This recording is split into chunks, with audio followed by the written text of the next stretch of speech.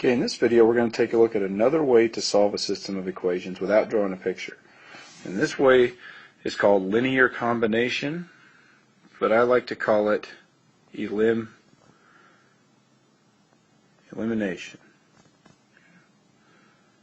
And elimination just means we're going to try to eliminate one variable. See, the problem is when you try to rearrange one equation and it's got two variables in it, you always have two things you don't know. And if we can eliminate one of those possibilities and just work with an x or just work with a y, it's going to be a lot easier for us to solve mechanically the way we're used to. So the way we do this is we want to just think about adding these two equations together. Now if I added them the way they looked, I would get 4y minus 3x, remember there's really a 1 right there, and on the other side of the equation I would get negative 2. Now that doesn't help me. See how I still have a y and an x. Okay, so I'm going to see if I can manipulate this thing. See if I can manipulate this equation so that when I add it together, it just so happens a y or an x disappears. Okay, but I have to do this in a way that doesn't affect the meaning of each equation. So what I can do is I can either multiply one of the equations or both of the equations by some number, or I can divide them all by some number. Now I'm looking at this and I'm thinking, okay, I have a 2y and a 2y right here. I got 2y on top, 2y on the bottom. If I could make one of those a negative 2y, then when I add them together, the y's will disappear. They'll become 0. So the way I'm going to do that is I'm going to pick one equation. In this case, I'll just pick the bottom one, but it doesn't really matter. And I'll multiply it by negative 1.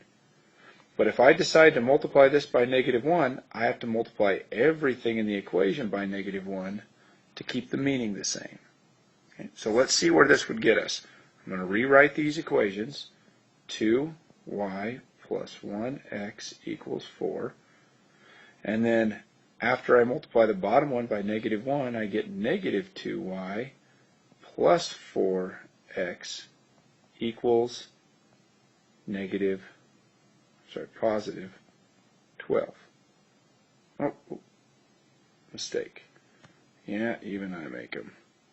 Actually, quite a bit. It's just going to make it a positive 6.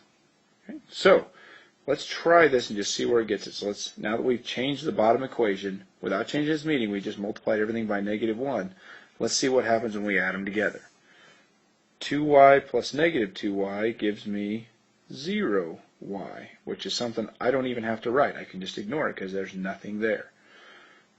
1x plus 4x gives me 5x. And 4 plus 6 gives me 10. Now notice this is an easy equation right here. I don't have a whole bunch of variables to worry about. I just have one. So I divide by 5 and I get x equals 2. So great, I found the x coordinate or the x value that is common in both equations. Now I need to find the y value. So pick any one of your equations. Could be this one, this one, this one, this one, any of them that you want, and plug in 2 for x. So I'm going to take a look at the very first one we had because it looks easiest here. 2y plus x, and in this case I know x is 2, I've already figured that out, equals 4.